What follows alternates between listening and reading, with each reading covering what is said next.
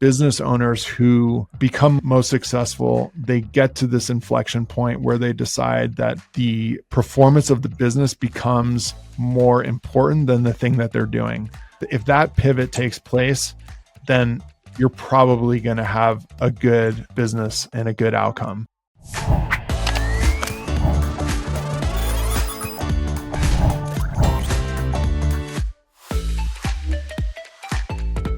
Hello and welcome to the Gross Profit Podcast. My name is James Kennedy. I'm the CEO and co-founder at procurementexpress.com. We take the hassle out of managing your company's spend with magical features, but we're not here to talk about that today.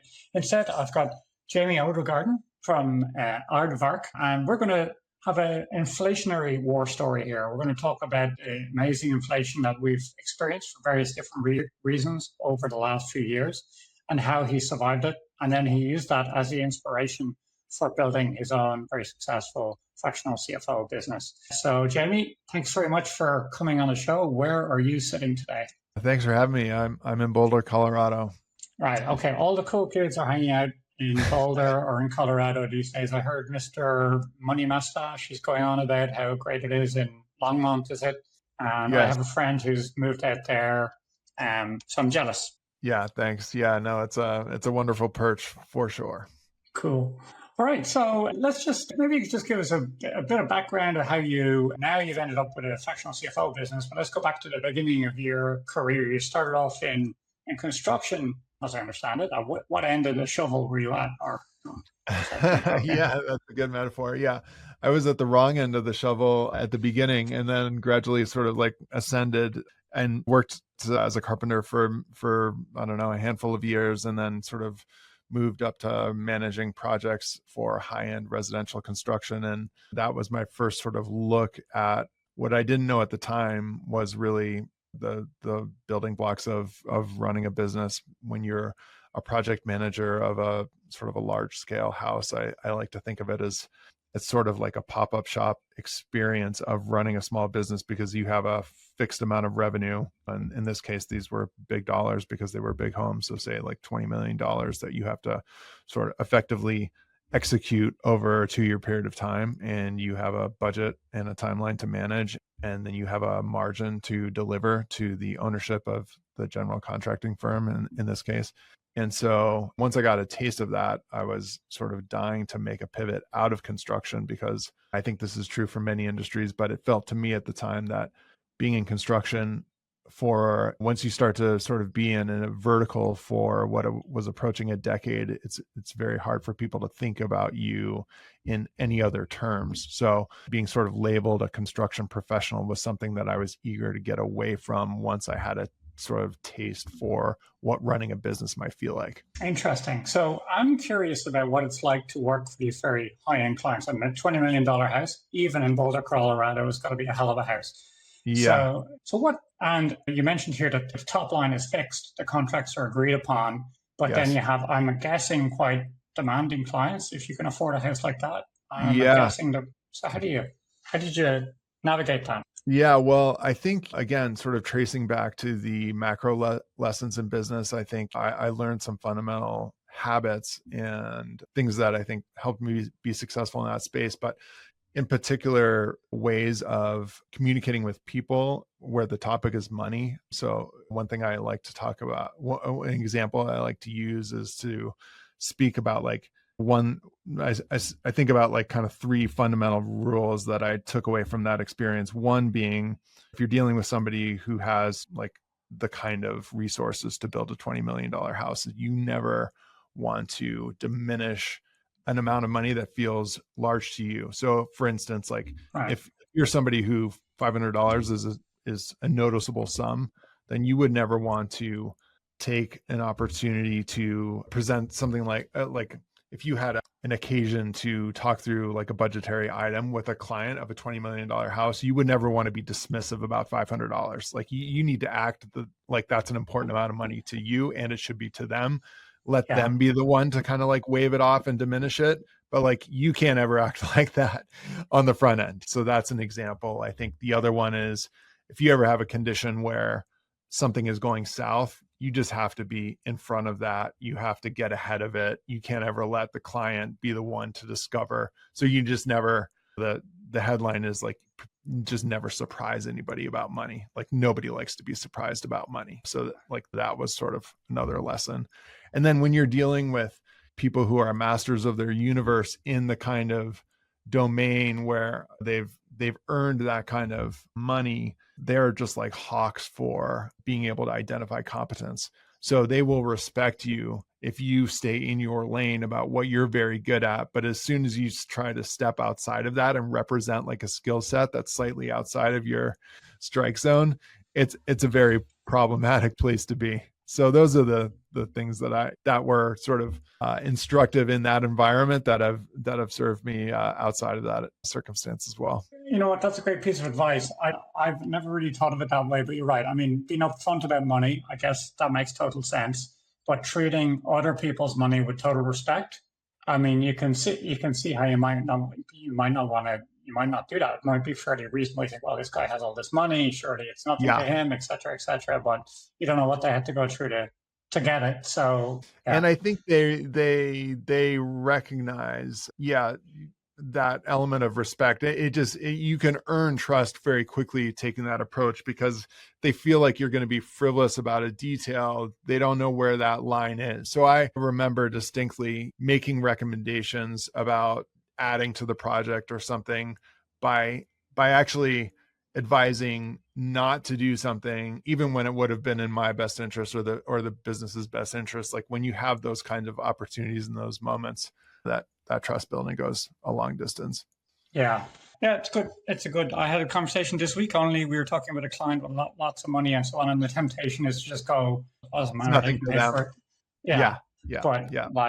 I can probably take some of that advice on myself if I'm honest. Sometimes easy to remember, good to remember. Okay. So it's really nice, interesting to hear from that world, if you like.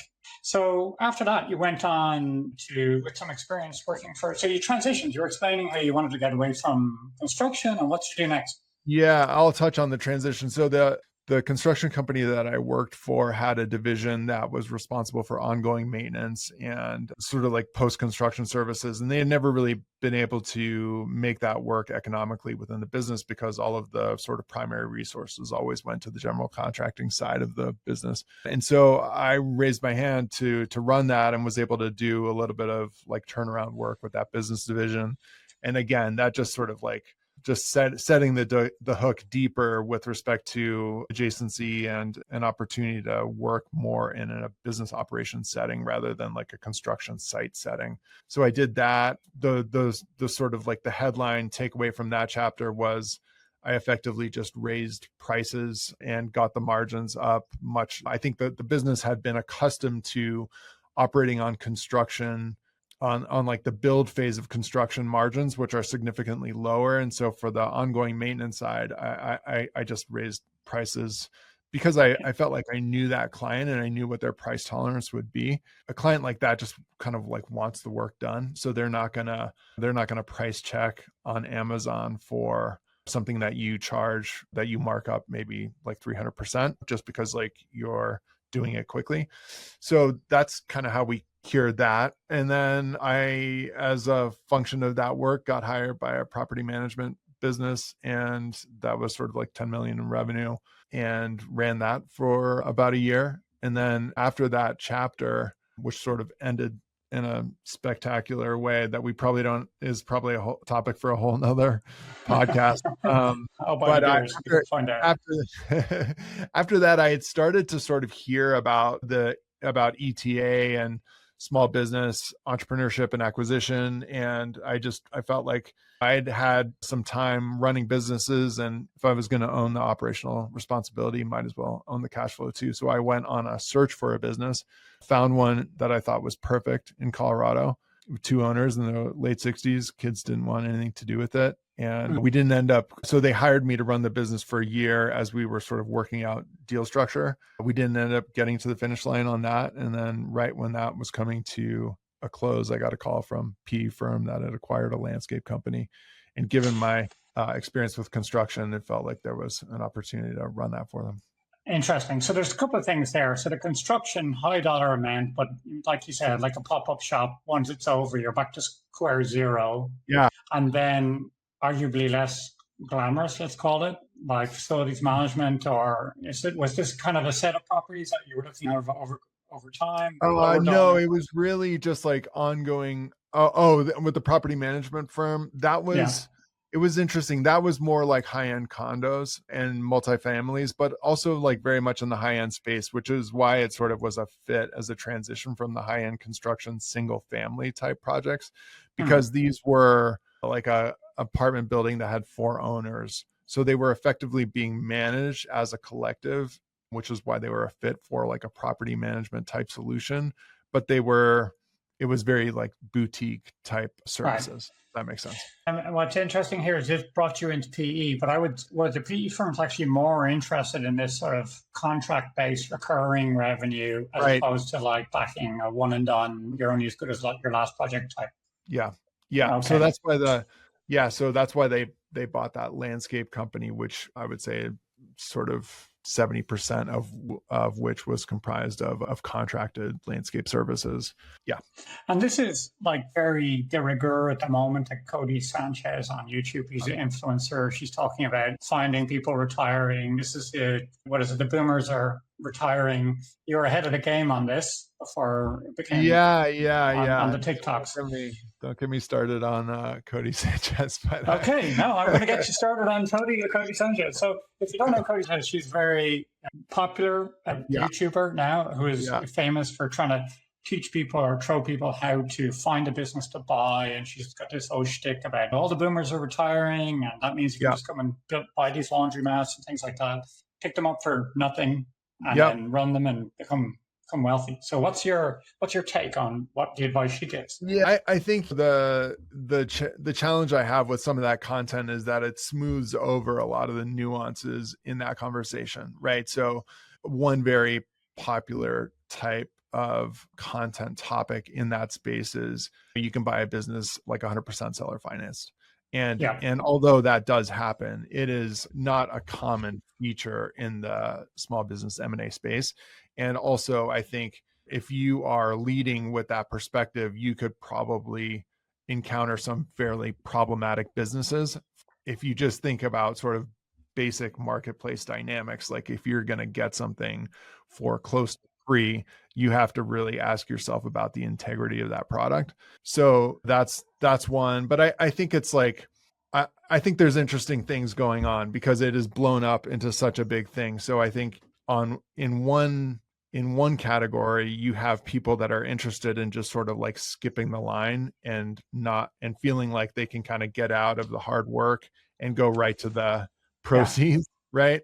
And so like that's obviously problematic. I think for people that are still looking at this as like an exercise in hard work, but that you can work a little bit more strategically and set yourself up with like an outsized return as a product of that hard work. I'm all in favor of that. I think that's fantastic. And a lot of what she and other people talk about with respect to this silver tsunami, like there are real and attractive attributes to this moment in time and to that space. But I think to just sort of beat the drum that you can enter this without any qualifications or time spent in the small business environment ahead of just entering it as an acquirer of a business, I think that's a problematic combination. yeah. When I see her content, I mean, I definitely see what she's doing, and that you say what's popular, which is kind of get rich quickie, and Right. that's a popular message. Yeah. It So, and feels then like I can see how that's generating a lot of pipeline for her in yeah, that space of interesting opportunity. totally. It feels like crypto in 2020 to me, like with respect to the way this topic has become prominent.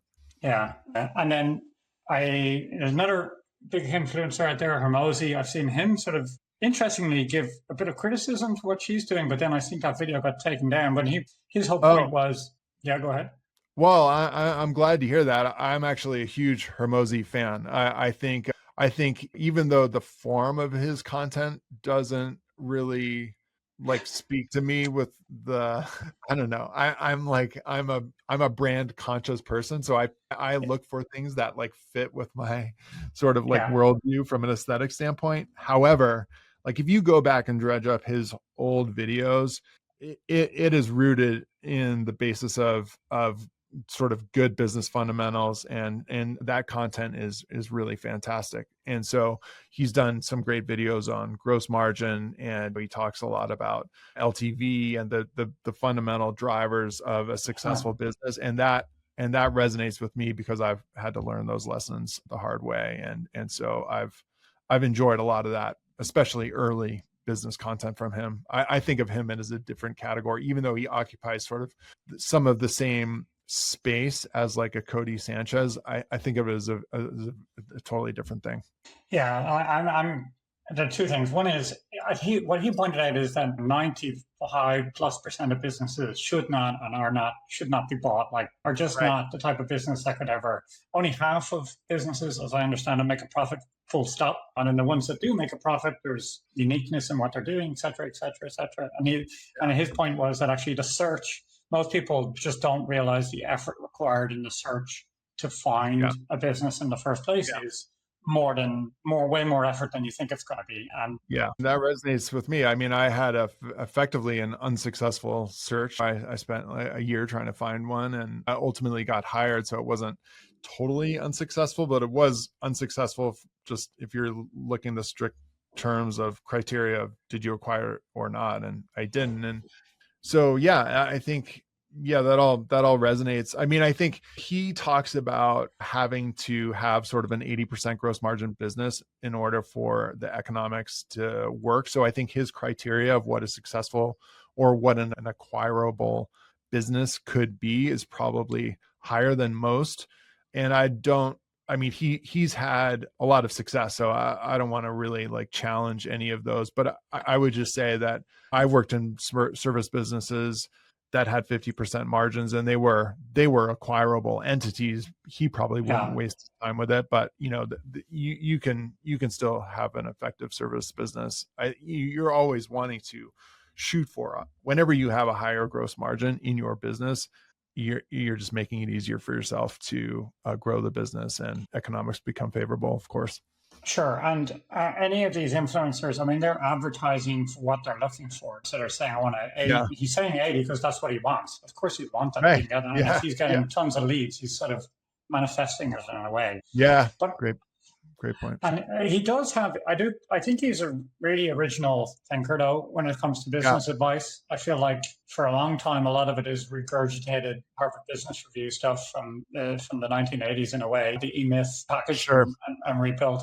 But his things, especially what I like most about his, is the way he puts an offer together. I think he's a master marketer, obviously knows business as well, but how he puts an offer together in terms of delivering value is like, and the second thing, I never understood brand. Anytime someone said brand to me, I was like, what is that? I don't. And his explanation of it, which was just brand is just associating a feeling with Mhm. your product, which generates a better close rate, more or less. That's what he's saying. Yeah. Yeah. Yeah. It's a You know? fantastic frame. I mean, the thing I think I respect most is you can tell he's an obsessive thinker about the world of business. And I just love that because I feel like I'm the same in a way. Cool. All right. Well, enough about him. Back to you. Yeah. Yeah. And so then, okay, you got this interesting. You did a search, didn't find what you're looking for, but you got this PE firm who were Yeah. interested in this space because now it's recurring revenue or whatever. Yeah. So what was the deal there? What capacity did you get involved with them? Were you the jockey and they had the horse, or what was it?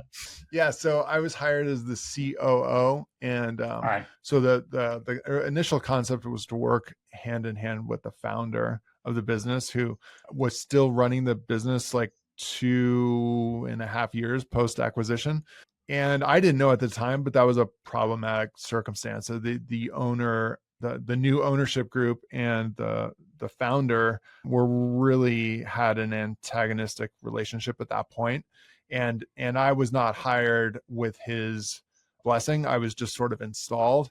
So for me, it was, and I was just really happy for the opportunity. I liked what this group was doing. I've obviously, as you just heard by the story, just like love the small business space and just fully invested in it. So to have this kind of opportunity, I wouldn't have, had I known all of these features, I still would have jumped in. But Right. having lived through them, I can appreciate now how challenging the dynamic was, even more so, because he was just when you have that kind of lack of cooperation between the owner and the operator, it's a challenging space. So that's the living nightmare of anyone who runs a business out there and is thinking about doing a PE deal. What do you think?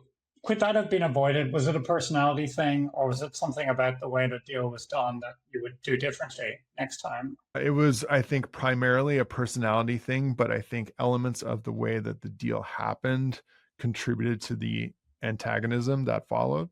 So this is very much the art of this. So I've seen this go really well, and I've seen this go really badly. And unfortunately, like I was participating in the less desirable version. Well, you were learning and earning. So yeah, but for instance, like a friend of mine acquired an accounting firm, and same sort of followed the same concept, same model, ETA, and he bought it from an owner who was just, I think he was also initially thinking that he would take over from the owner, and the owner would sort of remove himself. Again, owner sort of similar retirement age kind of characteristics, but they just end up being such a wonderful complement to each other. That this person who I'm speaking about didn't have an accounting background, but he had a fantastic sales skill set.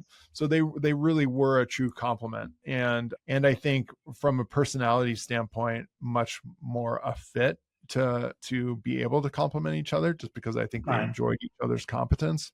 So that's a scenario where it works really well. But when you're on the ETA path, you don't get to select all of the boxes. You have to choose some criteria if you're going to make the deal work. And usually the criteria starts at, I think rightly so, from a structural perspective.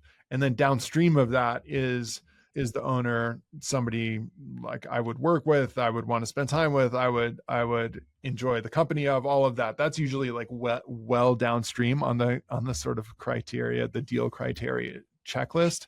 Sure. And I think the only time that should be moved up is if you're in a space that you truly don't have any operational experience with. Then you need to have better fit on the owner transition side, because you're going to be more reliant, unless you just take the sort of burn the ships approach and you say, like, as soon as the ink is dried on this contract, we're going to rip this guy out and we're going to install an operator that does have experience in that space, in that industry vertical, but he's more of a fit. Like, we trust him, we want him, and we want that person to just replace him. It's just that small businesses are fragile enterprises, and I think you can't diminish the sort of the fabric of the business that's not economic, right? So it's in the case of my situation, we had a founder that had started the business in 1991 or something like that, and he was the identity of the business, and disrupting that, even if you feel like you're improving it, it's a cultural, sort of a jarring cultural event for the company. And it's just a feature that I think, again, going back to some of these people that are banging the drum loudly in the social media space, that's the kind of nuance that I'm talking about, that's absent that kind of dialogue. And I've just seen it become a feature more than just the economic characteristics of is this an acquirable entity or not. So what I heard there was, when there's a good fit, and because typically these deals are all predicated on being able to affect some sort of growth. Like, if you're going to build something, you see an opportunity to make it go better than it had before. Yep. And then there's going to be some sort of second bite of the apple for everyone, for the founders. And this is so the predicate is that the acquirers bring some skill set to make the thing grow, and then everyone wins. Yep. Predictably, if that doesn't work out, if there isn't a complementary skill that works out, if that thesis doesn't work out, that's, of course, misalignment. The founders are unhappy then, because they maybe were not getting they were expected, or feel like they were sold something that didn't happen. Sometimes it doesn't happen. So this brings us on a little bit to Aardvark. We've talked about a few of the ways that it can go wrong, there's a few other ways it can go right. But there is this Yeah. opportunity for SMBs that have become successful for a subset, if you like, for a way bigger win that they may or may not be aware of. And maybe you could tell us about what you're doing now with Aardvark. Yeah. I presume you didn't start in the 1990s, so you didn't pick the name, so you could be first in the songbook. You can tell us about the name and what you're doing now. The name is just like an esoteric, inconsequential name. I mean, I think we like the fact that it's just different. It came out of like just a joke between my wife and I. That doesn't, again, just it doesn't bear sort of taking the time to explain, but we like it. It's funny because I think people can't have trouble making a distinction between like an aardvark and an anteater, and Sure. there's another animal in that group. But I think it just stays, right? Yeah, it stays with you, and yeah, we just sort of like it for those reasons. And now we're kind of stuck with it. But yeah, we like that. I think the reason we apart from the name, the reason that getting into the space was exciting was that coming away from the collection of experiences that we just talked through, it felt like some of the learnings and some of the priorities for a group of sophisticated owners like private equity group, it felt to me that the majority of small businesses didn't have access to that kind of thinking, and that the only way that they were going to have adjacency and access to those perspectives were if they grew a business large enough that could approach an exit or some kind of like liquidity event in the business, bring on a large investor, something like that. But the majority of small businesses are not going to have that experience, but would benefit enormously from folding in those perspectives and those priorities into their own businesses. So that's what we sort of set out to do. We work with quite small businesses, sort of, and from, I don't know, 300,000 or 400,000 on the small side to 3 million on the big side. So we're definitely occupying the smaller segment of the marketplace. And the reason we like that is because we can have big impacts on the thinking of an owner who, for the majority of times, owners that occupy that sort of segment of the market just got into business because they enjoy doing the thing. They think about the economics and the financial characteristics of the business well downstream of that because they just enjoy the service that they're providing or the product that they're building or something like that.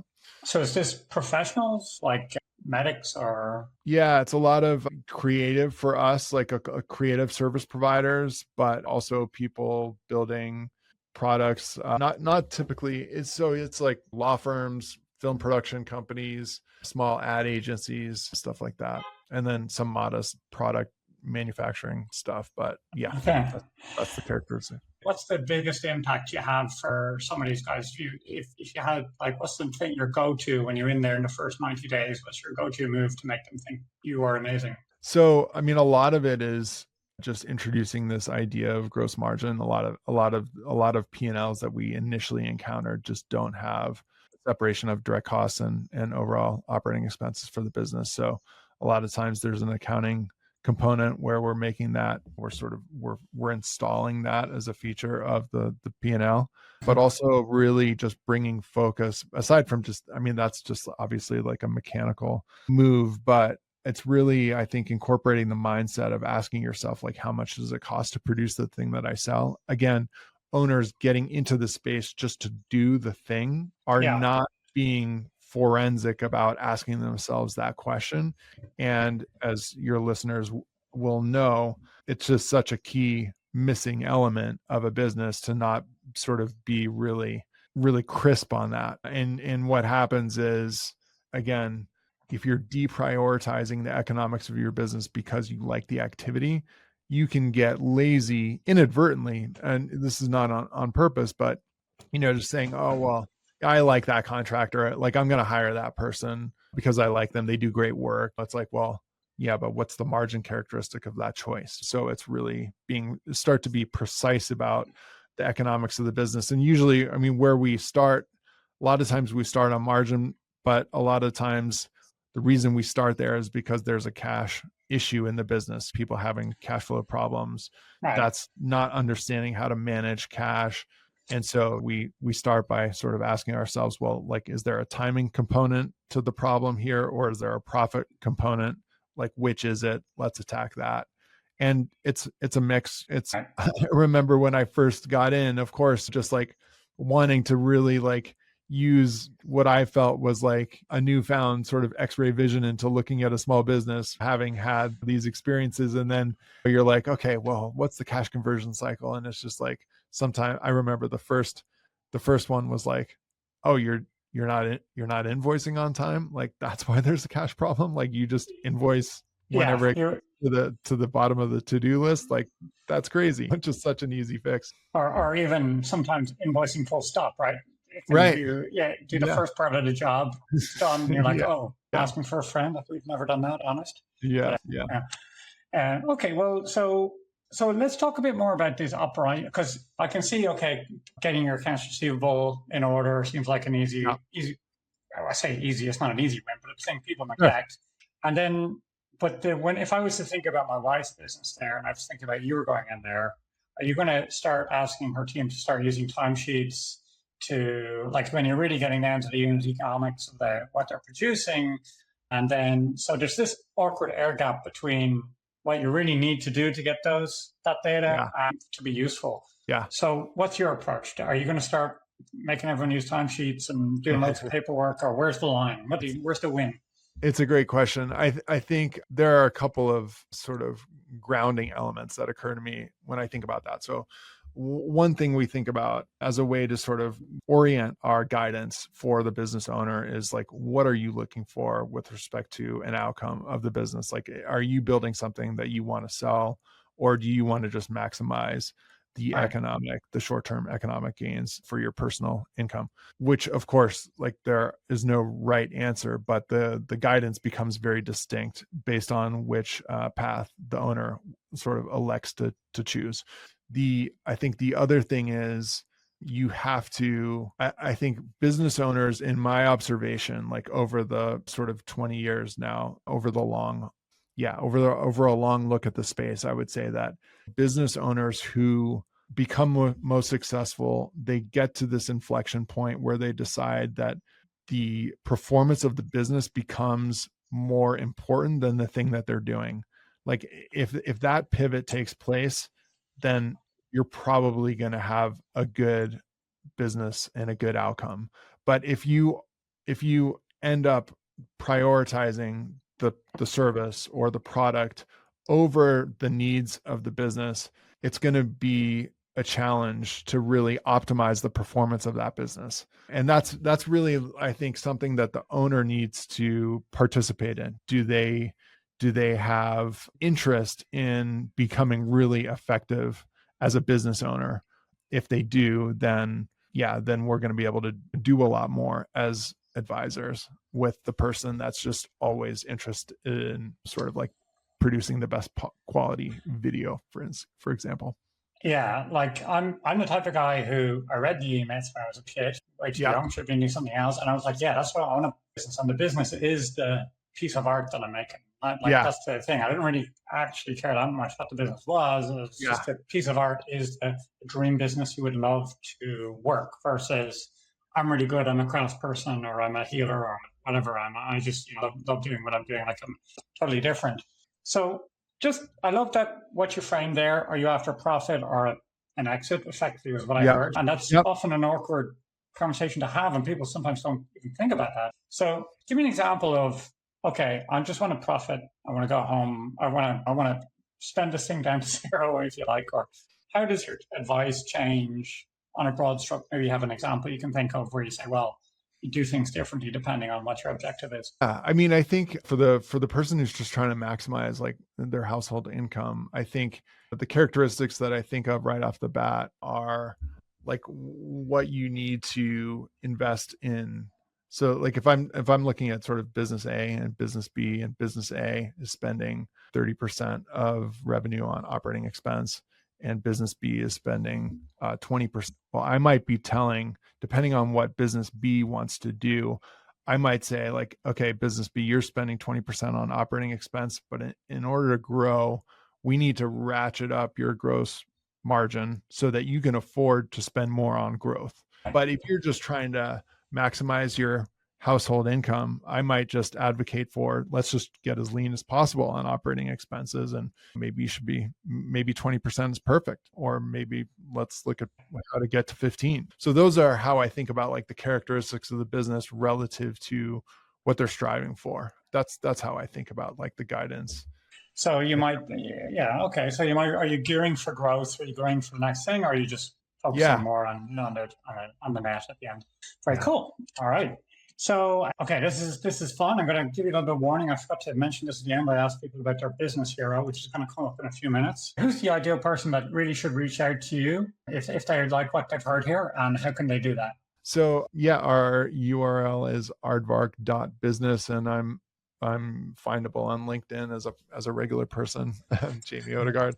But yeah, I think our ideal client is somebody who feels, the clients that we've been most successful with are the ones that are looking for a partner to help shape this component of their business and just want to sort of like free up their time to focus on the thing that they're really good at, and just want the confidence that they're making the right choices. And I think we do a good job with that.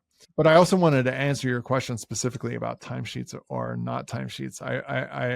We got into sort of like a more philosophical. I will just say that in sort of like correlated to the guidance about the people who prioritize the business, timesheets are obviously the most effective way to run that kind of business. But we approach things, just because we encounter the scenario all the time, we do approach things from like on a percentage basis first, to just sort of like describe how you might be doing things and what kind of assumptions feel reasonable to make in terms of how people are spending and allocating their time.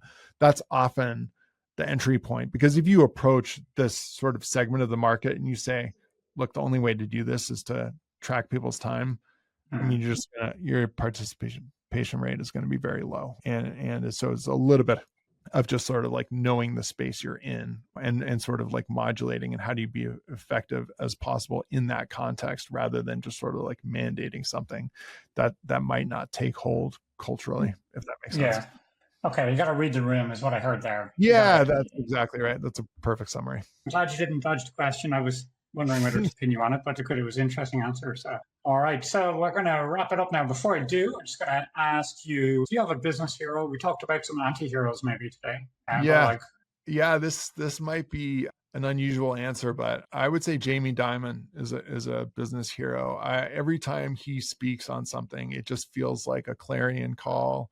And I think this is a person who has worked their way up through the operational side of a business and just knows the material intensely well, and forms his decisions on that basis, and also has like a very client focused point of view, which I appreciate very much as somebody who's thought a lot about the client experience.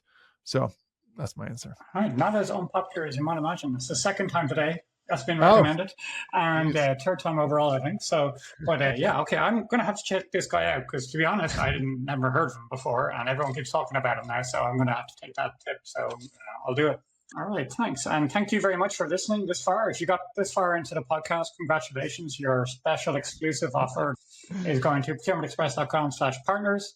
There I have a webinar which actually uses some of the principles taught by Hermosi that we talked today about making an offer if you're a fractional CFO, and how to capture the maximum value. As part of that webinar, we also have a case study with Ben de la Cretas. Ben is fractional CFO who uses Procurement Express as part of the tool set he uses when he goes in to implement cost controls. So congratulations, you get access to that for having listened this far. Well done. Jamie, this was a lot of fun. I have to say, I feel like we could nerd out for a long time on these business topics. It was great. I learned a lot on this one. Agreed. Thanks for coming on. James, a lot of fun. Thanks for having me.